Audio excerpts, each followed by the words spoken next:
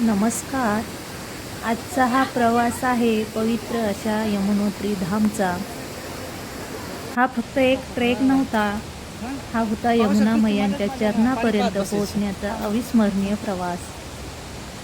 खडतर रस्ते, दमवणारा ट्रेक, पण प्रत्येक पावलासोबत भक्ती आणि श्रद्धा होती. इतका सुंदर हा प्रवास म्हणजे पहिल्यांदाच मी आयुष्यात इतकं चालली असेल, म्हणजे फर्स्ट टाइम. आणि वरती असं म्हणजे इतर या आधी पण असे सप्तशृंगी गड वगैरे असे डोंगर चढली आहे, पण हा 6 किलोमीटरचा ट्रॅक आणि वरती सरळ रस्ता, एका साईडनी पूर्ण दरी आणि एका साईडनी पूर्ण उंचच उंच डोंगर. म्हणजे असा विलोभनीय क्षण, डोळ्यांचे पार न फेडणारा क्षण. म्हणजे आपण इथं मी सांगू नाही शकत, म्हणजे प्रत्यक्ष अनुभवल्यानंतर जे कोणी यमुनोत्री ट्रॅकला गेले त्यांनी त्याचा प्रत्यक्ष अनुभव पण घेतला असेल. आता इथं ही आमची ॲडमिन आहे, हिने ही ट्रिप प्लॅन केली होती सगळी. माझी फ्रेंड आहे ती, तर ती इतकी थकली होती आणि बघा ती काय म्हणती. आता इथं तिचं आणि तिच्या मिस्टरांचं थोडं कॉमेडी चालू होतं. तिला म्हटलं बाई ओळ बकऱ्या. आणि प्रत्येक पावलासोबत फक्त श्रद्धा, भक्ती आणि यमुनोत्री मैयाचं जय जयकार. म्हणजे इतकं छान वाटत होतं. सगळ्यांनी खूप एन्जॉय केली ही ट्रिप. आणि आत्ताच म्हणजे महिना झाला, व्हिडिओ पोस्ट करायला थोडंसं लेट झालेलं आहे. कसं वाटतंय ट्रॅक करून, कसं आणि केदारनाथचा पण प्रवास असाच पायी पूर्ण केला. आणि म्हणताना जिथे भक्ती श्रद्धा असेल तिथं काहीच कठीण नाही आहे. आणि देवाने बोलवलेलं असलं तर ते नक्की पूर्ण होतं. आणि एवढं चालून पण बघा मी सारखी हसतीये, म्हणजे पहिल्यांदा चालल्यानंतर पण मी इतकी नाही थकली. खूप छान अनुभव होता. आणि हे एका साईडने जे डोंगर दिसत आहेत ना, तर त्या डोंगरामध्ये अशी सिल्वर कलरची चमकी, म्हणजे ते डोंगर पूर्ण चमकत होते. कोणी जर गेलं ना यमुनोत्रीला तर त्या दगडांचं निरीक्षण करा तुम्ही. असं मी घरी पण आणलेले माझ्या मुलांसाठी, म्हणजे त्यांना दाखवायसाठी की कसे तिकडं असे एकदम चमक आहे त्या डोंगरामध्ये. मला व्हिडिओमध्ये घ्यायचं काही लक्षात नाही राहिलं. हो. आणि बाजूची व्ह्यू बघा, धबधबे ते इतके छान आहे.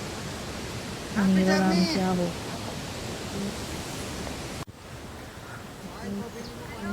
आणि इथं माझी मैत्रीण म्हणती यांना की आमच्या दोघींचा व्हिडिओ काढा, पण ते काही व्हिडिओ काढायला जमला नाही.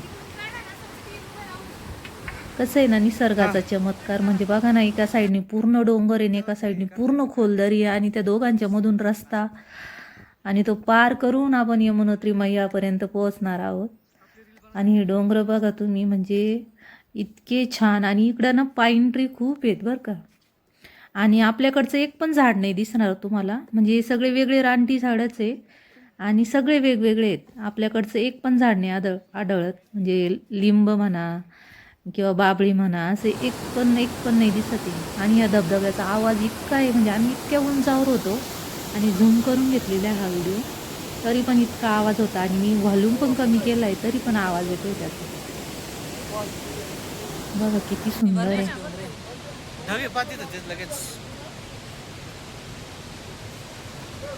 हे बघा हे धबधबे किती उंचावरून आले, किती खाली, म्हणजे खाली नजर नाही पुरत, वरती बघतानी वरती नजर नाही पुरत. इतकं म्हणजे उंच आणि एकदम खोल. बनवणाऱ्याने रस्ते कसे बनवले असतील बघा. हा धबधबा किती सुंदर आहे.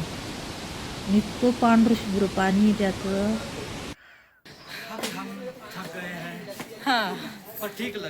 आता इथं चालू आहे यांचं, हे म्हणताय ॲडमिन की कहने के आ गए हे, हमने घोडे नाही लिए. परत आम्ही कोणीच घोडे नाही घेतले, आम्ही पूर्ण हा प्रवास पायी केला आहे.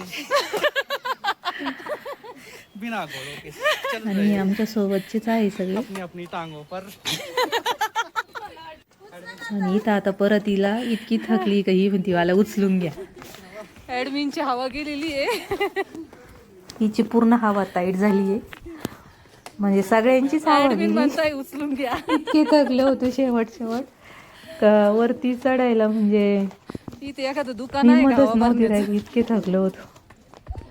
पण शेवट सांगते तुम्हाला, आता वाटतंय म्हणजे तिथं गेल्यानंतर पोचल्यानंतर गरम कुंडामध्ये जेव्हा आंघोळ करतो ना आपण, तेव्हा हा 6 किलोमीटरचा पायी ट्रॅक जो केलेला आहे त्याचा थकवा पूर्ण नाहीसा होऊन जातो. लय भारी.